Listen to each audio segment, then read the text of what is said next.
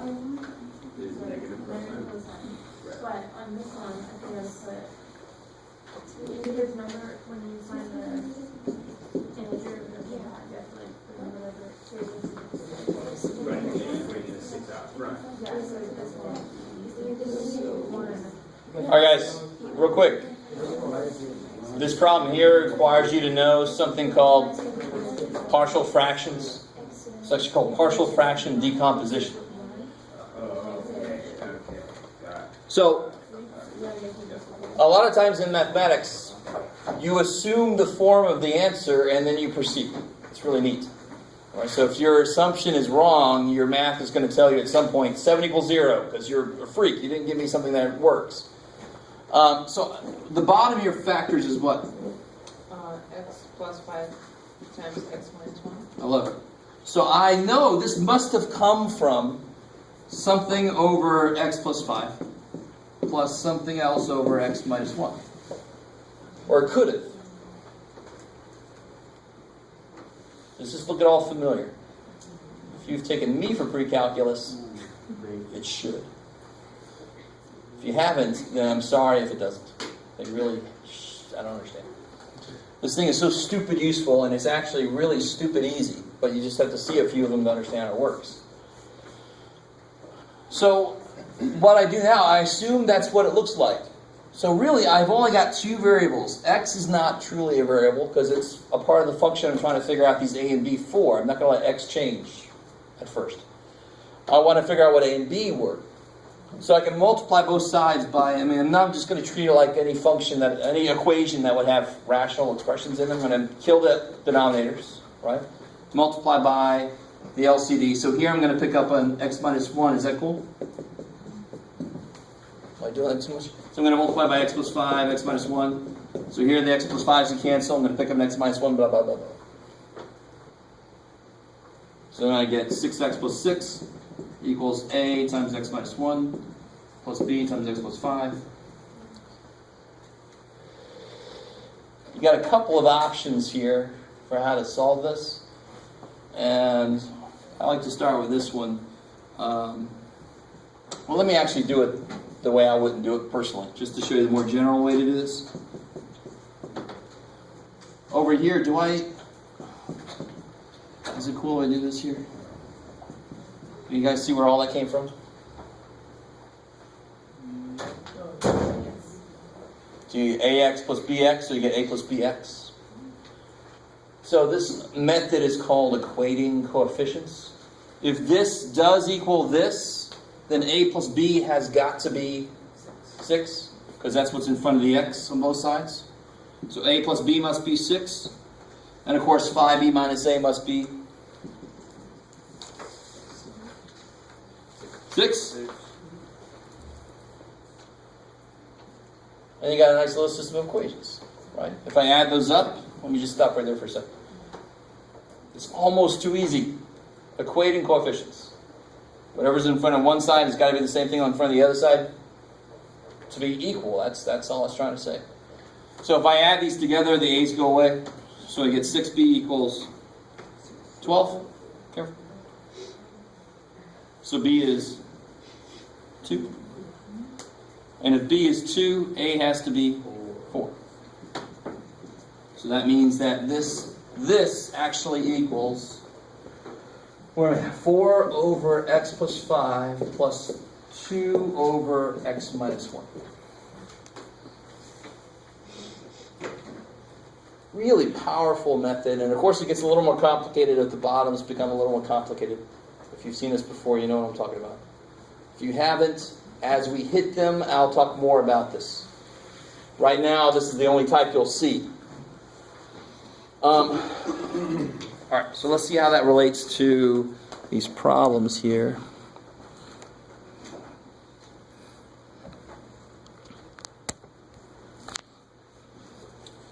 What do I do on the first problem? That's the second easiest one on there.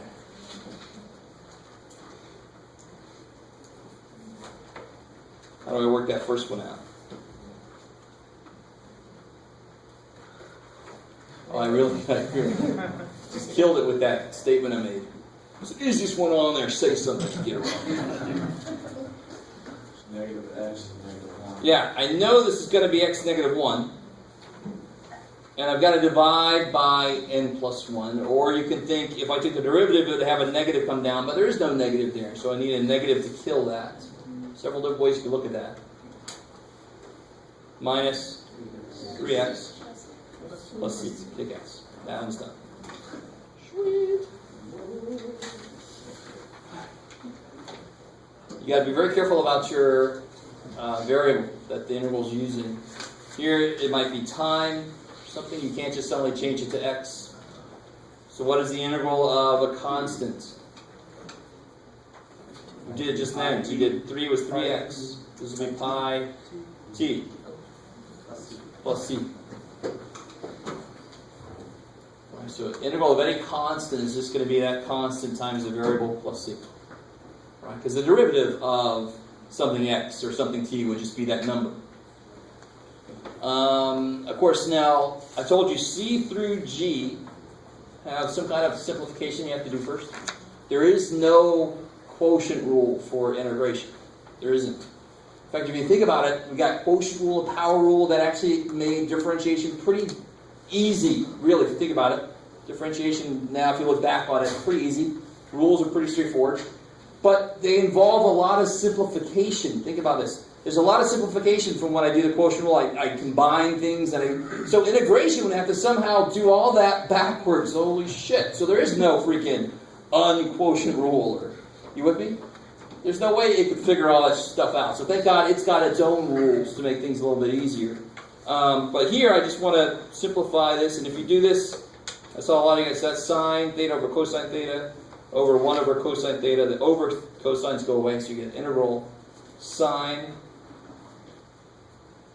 And of course, sine should have come from cosine, but cosine would go to negative sine, so you put a negative out there just to kill that negative that would come. That almost feels like cheating, but of course it isn't. We just know sine came from cosine, but it can't be just cosine because there would have been a negative there. There is no negative there. There must have been a negative there to kill the negative that would have come from that. I don't know if that makes you feel better. This one, I definitely want to write that as a power, and then just reduce all my power stuff. Because again, integrals can't really handle quotients easily directly. So I want to rewrite it. Anytime I can rewrite it as x to a power, I sure as all hell do it, because that's the easiest integration rule there is. So of course here this would be x to the, simplify that, x to the 1/3. Is that cool? Minus 4 over x plus 2 over x squared. Integral x to the 1/3 would be 3/4 x. I like it. So it's 4/3, and then you just put the reciprocal out there. Minus? 4 ln x. Good. 4 ln absolute x. Cool. Good. This would be 2 over x, right? But then there would be a minus involved. And if you want to, you can always rewrite any x's on the bottom as x to a negative power if that makes it easier to look at. Is that cool? And of course, let's see. I like it.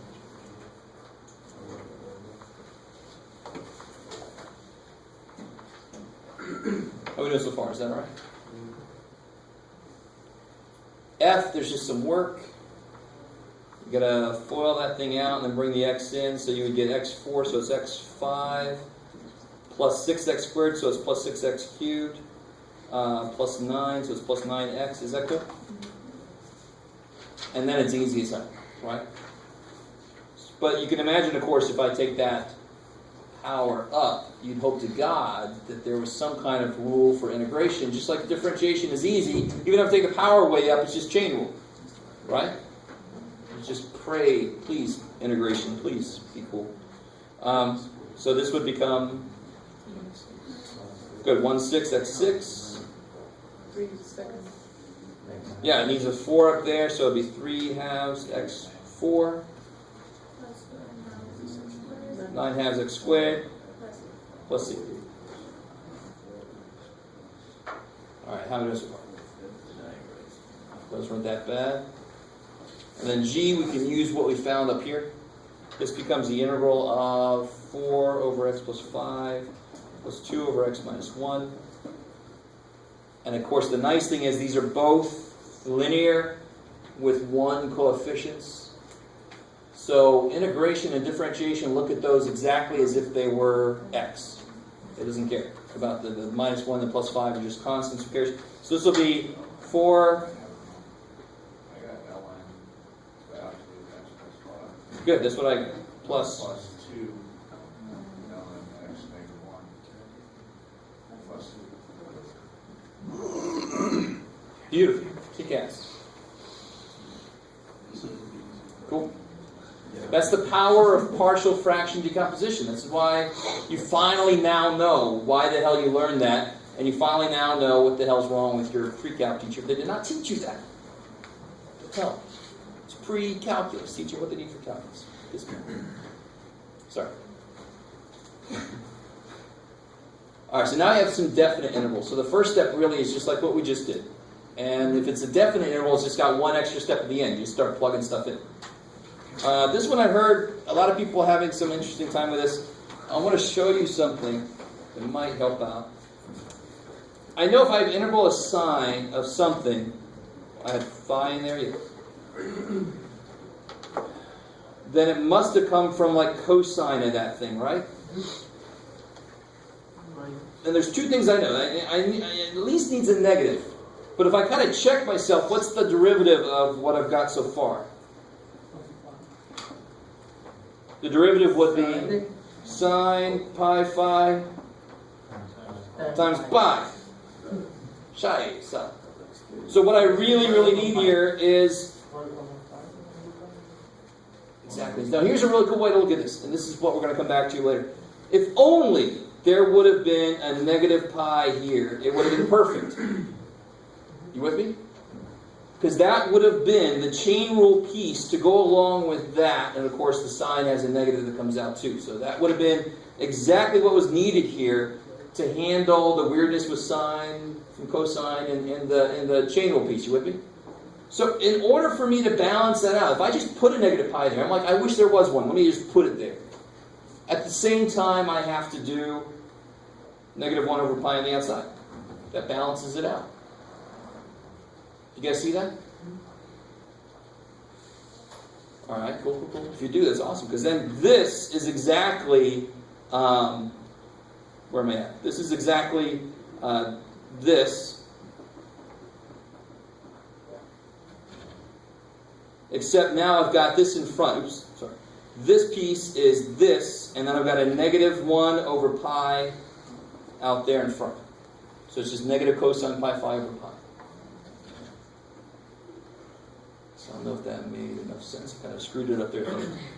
You know that piece has got to be in there because of chain rule and the negative weirdness. You with me? So if you just put it in there, to balance it out, you put negative 1 over pi outside. To make it 1. To make it 1. Exactly. So I didn't actually do anything to the interval. Overall, I didn't do a thing. But then this inside is exactly would have been coming from this. That would lead back to this, right? And then this has to multiply by that. Or you can look at it like we have been looking at it, right? Which is just, you put down the cosine and there's a pi that would have come out, so I just put a 1 over pi to kill it. There must be some reason why I'm doing that, though. It's going to feed in later when my functions get weirder. We'll see how that feeds in later. But for right now, you could have looked at that problem. Let me turn this around and do it. If you looked at this, there it is. You would say, okay, that came from like cosine pi phi, but then it has to be negative, right? And it needs to be over pi to kill the pi that would come out. That's perfect for this. It's not a very complicated function. You don't need all the other shit I was talking about. I just want to get us ready for just a little bit from now. And then I want to go from 1/2 to 1. So negative cosine, what do I plug in there first? 1, so I get pi over pi minus negative cosine pi over 2 over pi. So one of the easiest mistakes to make is to forget that the fundamental theorem calculus part 2 has a minus in it. So if you're minusing a negative function, it's going to become plus, and I see that all the time. So you need both of those minuses. You with me? So then you get, what's cosine pi? Negative 1. So times negative is 1, so I get 1 over pi. And what's cosine of pi over 2? 0. So that's what I'm done. 1 over pi. And the really kick-ass thing to remember is, if you're doing your homework and so forth, and even on a test, if you just graph sine of pi phi, and then use the integral button from 1/2 to 1, you can double-check your work. That's fine by me. You can always check your work if I let you use the calculator, right? Why the hell not? Now this one is the freakiest one on here, I think, because it has a part that you might not even realize you have to be careful about. But this function is not directly integrable across 0 to 2, because it's got, that's not exactly right to say, but it has a point where things get weird.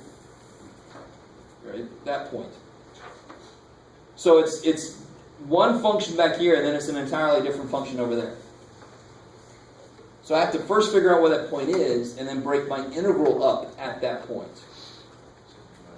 So 2x minus 1 is 2x minus 1 if x is somewhere, or it's negative 2x plus 1 if x is somewhere else. Right? That's what the absolute value does to something. It leaves it alone if the inside's positive. So when is the inside positive? So if I set it equal to 0, I can see where it changes sign. So of course at 1/2 it changes sign. So when is it positive? When does it stay the same? Well, if x is less than 1/2, like 0, for example, I get a negative. That's no good. So it's got to be greater than 1/2. Greater or equal to, actually, doesn't matter. And then it's negative 2x plus 1. And of course, up to 2. So let me see, what's a better way to say this? 1/2 less than x less than 2. So from 1/2 to 2. And of course, from 0 to 1/2, it's the other 2.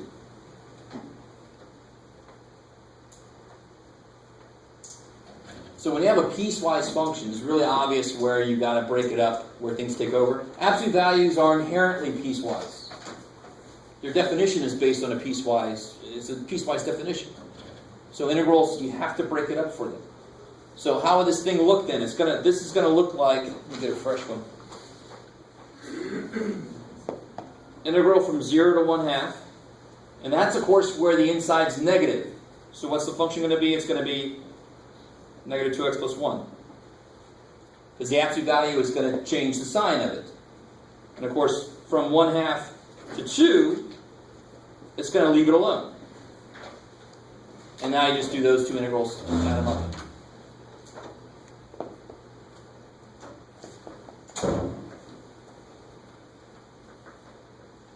So here I'm going to get, what do I get when I integrate this?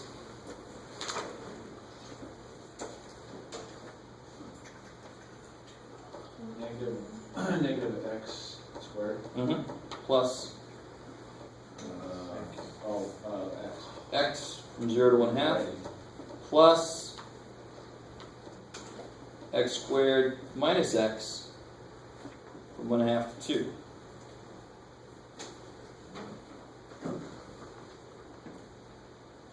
You scroll down just for a second so I can, it's on the other sheet. I was trying to figure out the intervals. 1/2 is the dividing point. That's that vertex. I got that. So you just have to split it between those two. Of course, the bigger x is, the more positive it is. And if it's below 1/2, it's going to be negative. And then this is just a bunch of plug and shove stuff. All right, so you get negative 1/4 plus 1/2. The zeros go to 0. Over here you get plus 4 minus 2. That's when you plug a 2 in. Minus, when you plug a 1/2 in, you get 1/4 minus 1/2. You just got to put all that stuff together. Oh, so what do I get? I get 2 plus 1 minus 1/2. So I get 2.5.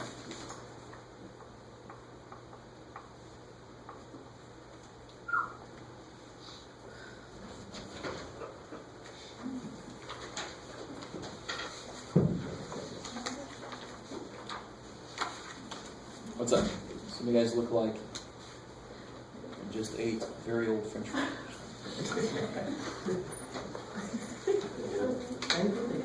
I was gonna say, can you get a fresh piece of paper, do it again? Not the Sure. whole splitting it out. Yeah. Just how you equated once you got the piecemeal. Alright, so you got integral 0 to 1/2, negative 2x plus 1. Integral 1/2 to 2. That's when it leaves it alone, right? It's negative down here, so it's got to be the opposite over there. Okay. So then you get negative x squared plus x from 0 to 1/2 plus x squared minus x from 1/2 to 2.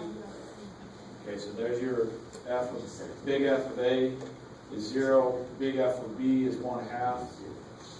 Yeah, B is that 1/2. side, and then on that side, your A is 1/2 and your B is 2. So there's f of b minus f of a. You with me when you plug a 0 when you get 0? Yep. Plus, when you plug a 2 in, you get 4 minus 2. Minus, when you plug a 1/2 in, you get 1/4 minus 1/2. And then you just got to do that. So these two basically double each other, right? They're the same things. Negative 1/4, negative 1/4. So I get negative 1/2 plus 1 plus, that's a minus there, 2. So that's where I got 2.5. Shouldn't that be 3.5? No, it's 3 minus 1/2. You know, if I learn how to add, I get the right number. Yeah, we need to make that a prereq for this class. Okay. So, as you do some of the homework, some of this should start getting a little bit quicker. Just like it did with derivatives. I mean, a while back we didn't know any damn derivative. Now, derivatives, you pray to go back to them now, I'm sure. But you'll feel the same way about integrals. So we desperately have to do at least section 5.5 to stay on track for our grand plan for Thanksgiving.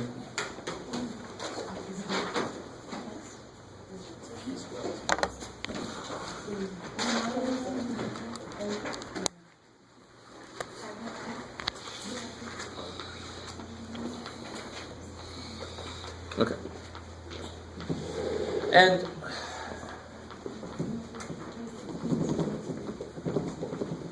I want to start with, if you took the derivative of e to the x squared,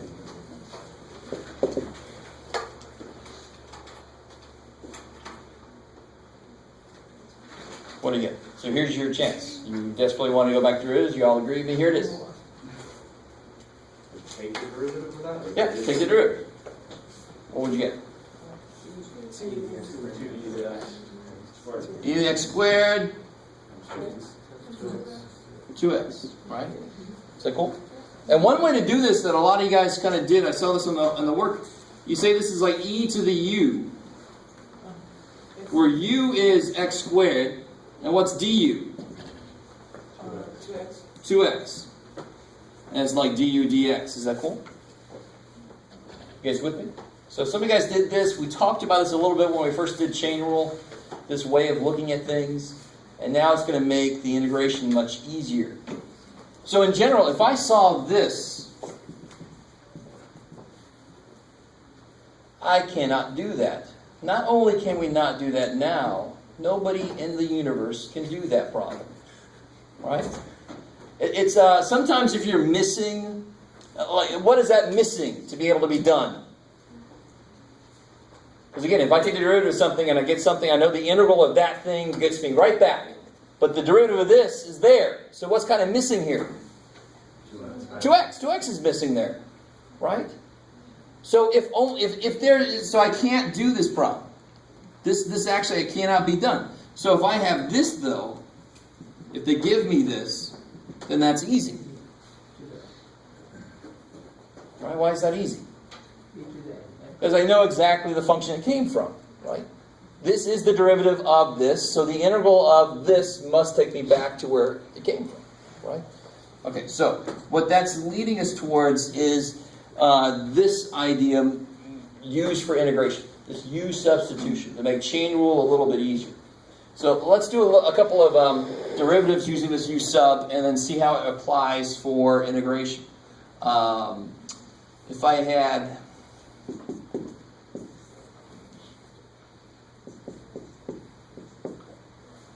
that, what would the derivative be? So first off, I say, okay, let me let U equal x squared minus 4. You with me? So what's du dx?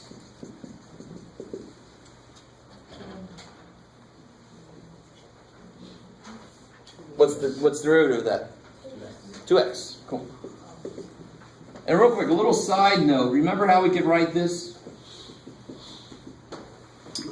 We've written that before. This is called a differential.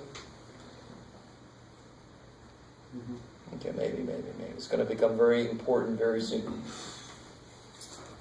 So if I were to take this derivative, I could just build it off of, okay, it's going to be the derivative of the outside function, right? So let me first rewrite this as x squared minus 4 to the 1/2.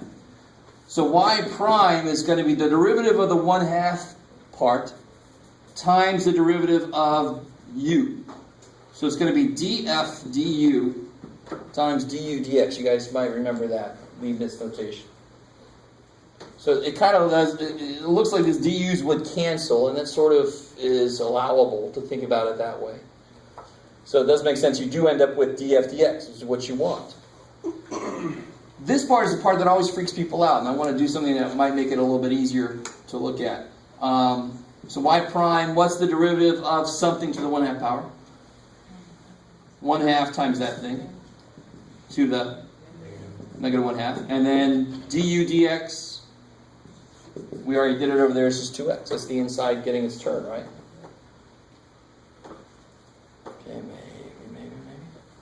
So just to freak you out a little bit, not just to, but that's just a fringe benefit, I guess.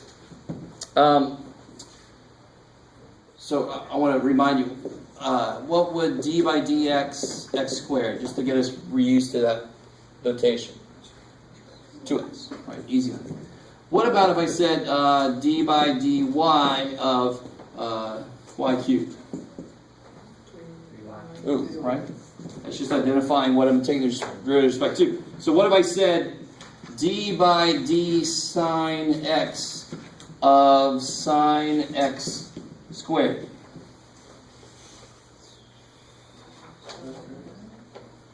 So I'm taking the derivative with respect to sine. So it's really the same thing as d by dx x squared. What's that derivative? So yeah, this would just be 2 sine x. It's treating this whole thing as if it's x. I like it. So it sort of feels like what we do with the chain rule. We treat that inside function as if it's just x. But then we give it a turn on the outside there. Okay, maybe. So, here's a nice thing. Let me see if I can jump to this. Alright, that's all stuff we already know, just in a form that we might not understand. This last thing is definitely not something we've ever really looked at directly, but it's what we did every time we did chain rule, really. So that's something you don't even know you could do. You know you can have d by d any variable, but you actually have d by d any expression. And that expression would be treated as if it's the variable. Okay, that's freaky. All right, so let's start off with some nice examples of integrals. This is section 515. This is 5.5, yeah.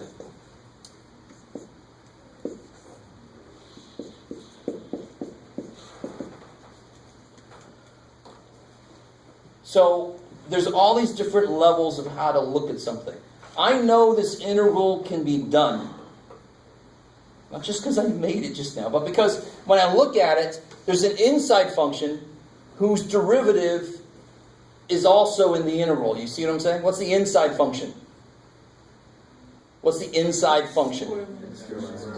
X squared minus 4. With me?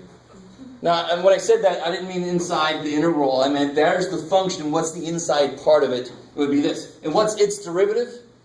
2x. And I have the x there. You kind of with me? So I know this can be done.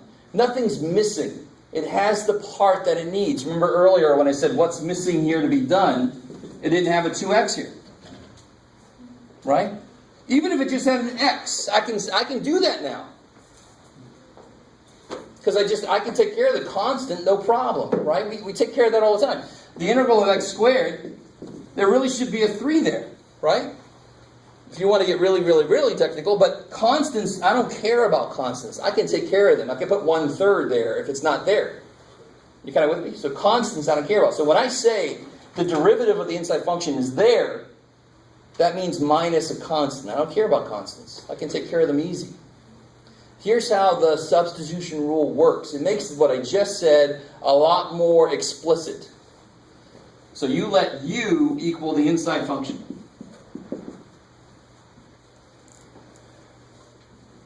So what's du? Almost. 2x dx. Now watch what that did for me. And this is the cool part of this. I'm trying to go at it two different ways at once, which is not easy for either of us. But you have to look at it both ways. I want you to realize there's the idea of if there's something missing there, I either can't do it or it's stupid hard. But if the thing is there, it should be able to be done. I should be able to do it if the derivative is there that I need. So that's one thing, is just knowing when it's able to be done. And then the other part is how to, with integration, how to capture all that together. So here's the inside part. Here's its derivative. I want to rewrite this integral in terms of not dx, but I want to write it in terms of du. Because that form I'm going to end up with will be easier to integrate. Just go with me. Do you have a... Well, I was just going with, I'm thinking it's going to show up later, but why are you writing that different now? Where before we used to write that du of dx. du over dx, yeah. And then now you're just multiplying dx on both sides. We've done this before. We've done that before. Now it's becoming much more useful.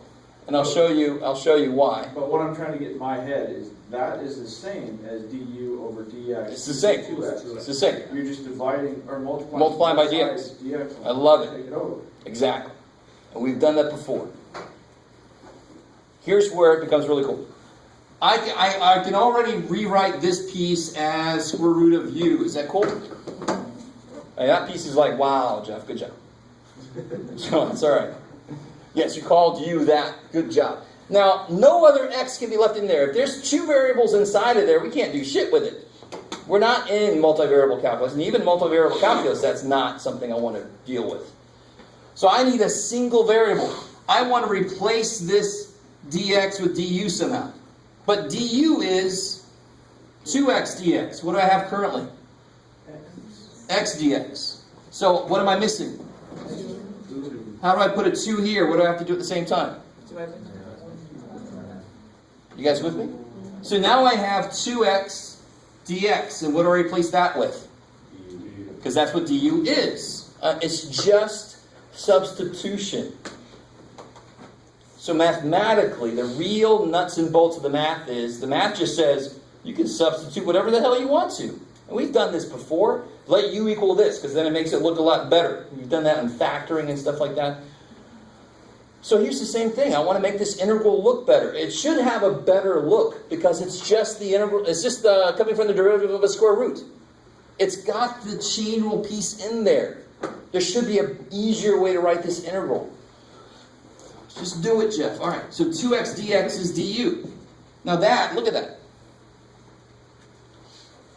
That is the same integral as this. It just captures the fact that this is a function of x. Therefore, this would have x stuff to it. That's the chain rule kind of thing going on. You guys might be with me a little bit. Maybe. There's an inside function whose derivative is out there. So I should be able to figure out where it came from. It's easier to deal with the u stuff because the u consolidates all the weird shit together. That looks much more consolidated than that did. But it captures the idea. An inside function with a derivative on the outside. That's exactly what that guy says. But what's the integral? If I rewrite this as u to the 1/2, what's its integral? 1/2 u to the negative 1/2 du. Maybe. Other way. I think you skip the derivative. Yeah. So it'll be u to the Negative 3/2 over 2/3. 2/3. Not over, but yeah. I got you. Plus c. You with me? And that du drops off Because that's how the integral works. We know that's how the integral works. I don't care what, I mean, we saw thetas and t's and phi's on that paper, so who cares if I put a u there? It's the same thing, right? That might be why I put phi's and t's and crap on there, right? It doesn't matter what the variable is as long as they match. But I can't stop here, because I don't know how the hell that applies to the problem. But I do, because u is x squared minus 4. x squared minus 4. So see how that captures, I mean, the integral of this should basically, is to the 1/2 power, so the integral should be that to the 3/2 power. But then you'd have a 3/2 come down. Well, look, you have a 2/3 that was built in to kill it. You see what I'm saying? So this would have been really kind of difficult to think backwards about. Like, there would be this, so I better put this in there. This process captures all that. It actually puts it where it's supposed to be. Yeah? What happened to the 1/2? Are you not putting it back? Oh, yeah. And then there's a 1/2 up front. I forgot. So the 1/2 better come down. Thank you, Dan. And then 1/2, and then you just multiply it there at the end. Okay, That's my value. Thank you. All right. So it makes it 1/3 times x squared minus 4 to the 3/2 plus 6. Cool. You get so focused on something, and then your thunder is just gone. Oh, yeah, forget the one. All right. So let me let you try one of these. There we go. So you start to realize you've got to be really careful because sometimes they'll put an integral in there that you cannot do. So you have to know what to look for. Is the derivative of what the inside function, is that derivative in there somewhere? Minus a constant. You don't care about constants. You can handle a missing constant. Actually, let's do one more together, I think. And then I'll let you guys try a couple on your own. Oh, what you got, Jeff? Let's try one. That's too easy. Here.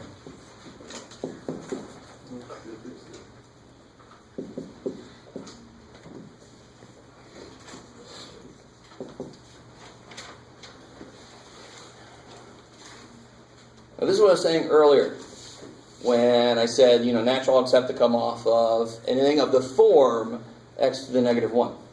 Now, this doesn't look like it, but it is of the form x to the negative 1. If you ignore that, wouldn't that be x to the negative 1? Can you ignore it? No. It's too bad. And be careful. I always get people that think you can do this with this thing somehow. I love this. Don't give me any of that crap. Right? That is complete and utter crap. You can only do that if the bottom is a single term. If the bottom is not a single term, you're screwed in that respect. You can't do. Maybe you could do partial fractions, but here this would be x plus root 2, x minus. No, I don't. And you don't have to. What would you consider the inside function to be? Here's where it gets a little weird. I love it. That's the inside function. What's its derivative? 2x. 2x. Who cares about the 2? So there's an x there, right?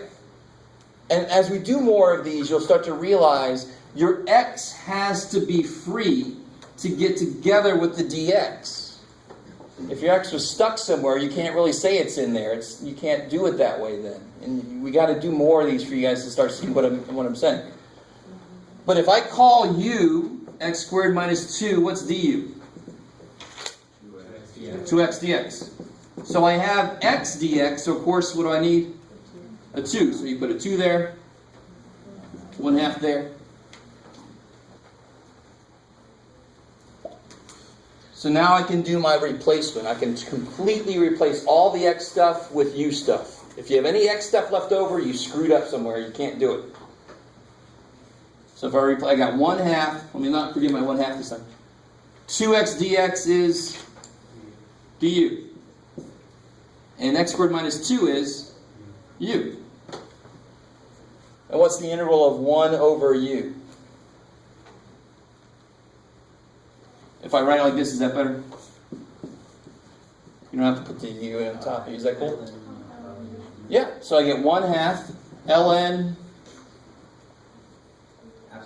absolute u plus c. Did I forget my c? No, I didn't. Yay! And of course, you don't stop there. You make this 1/2 ln x squared minus 2 plus c. Do you start to get the feel for this? It's the exact opposite of chain rule. It's trying to identify what the link is and then try to push it back in. It's kind of interesting. Let me show you, this is not a problem, but I'm going to show you a mistake that I see all the time, and you tell me where it went wrong.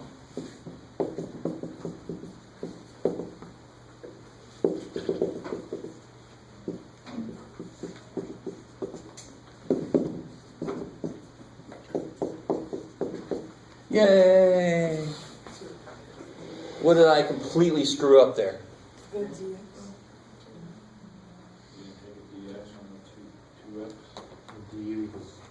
Oh yeah, okay. That's not completely screwed up, there's just me. What's the major mistake I've made? You can't operate with x across the summation. You can't do that. Only a constant can come out and go into an integral. You with me? So if you're missing a functional piece, you cannot use u substitution. That functional piece has to be there. What do I mean by functional piece? That's a weird way of me saying minus a constant, the x part that you need.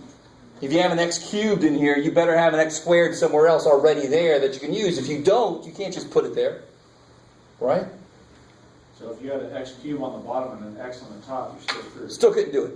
Thankfully, there are more advanced other ways of doing things. Well, we don't know that yet. We don't know that yet. So as far as we know, we can't do that yet. Right, so that's bad. That's bad. So here, you guys try this one. Oh, let's see. What do I get it here? Oh, yeah, let's do that.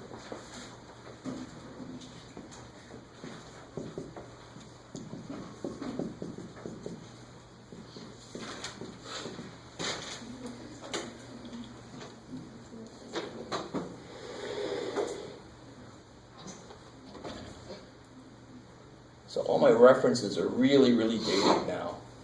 Time flies. So I used to always say it's like ragu. It's got to be in there. Right? All right, so some of you guys look that like that. That's a spicy meatball. No? Okay.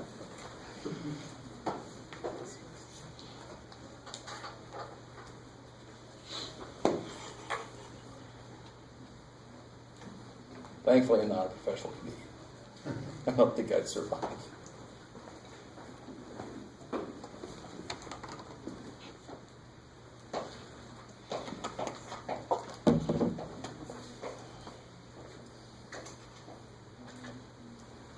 It's like they're double. They're two. Like is there double substitution here or whatever? In general, there can be, but you don't need it here. You could have several levels of substitution, believe it or not. You could u equals something, and then w equals something, and dw would equal something. Yeah. You could have several levels of substitution. But no, not yet. I'm not going to do that to you on the first one you do on your own. Maybe on the second one.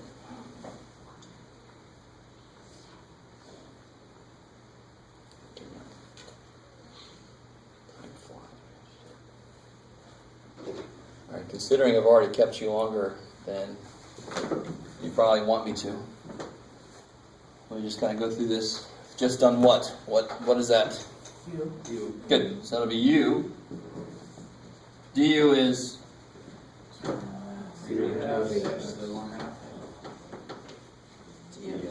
good. Cool. So what's not here that's supposed to be here? I have the x to the 1/2. I need a 3/2 here. The minute I put 3/2 there, on the outside I have to put 2/3. I love it. Sweet. See, that's easy. There's a whole other way to teach this that I hate.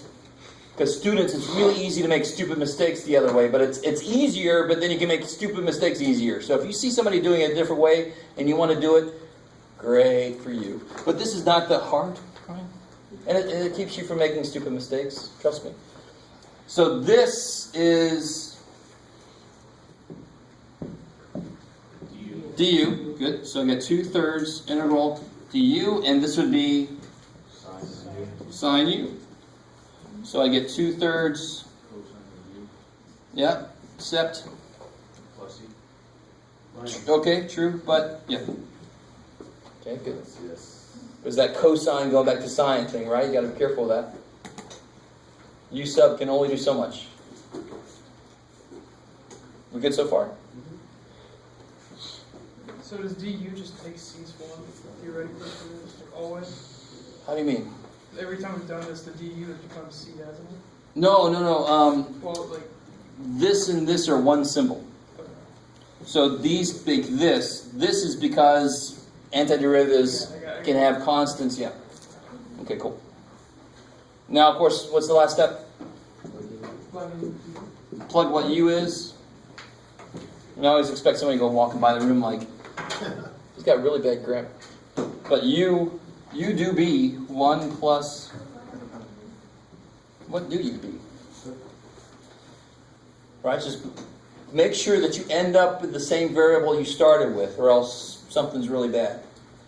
Just forgot that one last step of putting it back in.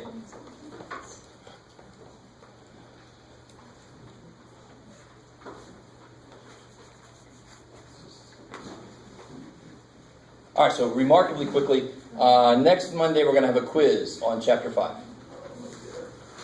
Yay. Next Monday I'll also have the practice test. The following Monday after that, December, whatever it is, will be the review day. And then the test is, of course, that Wednesday, the 4th. So I guess that would be the 2nd, the Monday. How far is the Chapter 5. Chapter 5. We finished Chapter 5 tonight. So a week from today, we'll have a quiz on Chapter 5. There's a test and then a final. Yep, so we'll have one quiz, one test, and one final happening after today. All right.